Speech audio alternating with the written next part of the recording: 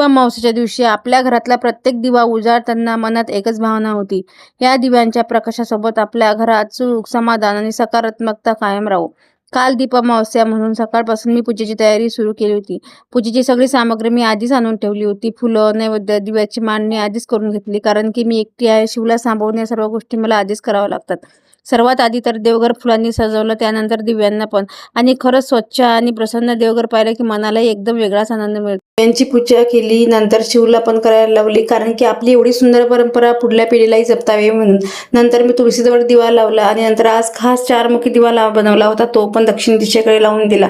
शिवचे, अर्णवचे या दोघांचे पण औक्षवण केले, कारण की हा 5 दिवे कणकेचे मुख्यतः याच्यासाठीच केलेले होते, कारण की शिवला ओवाळण्यासाठी.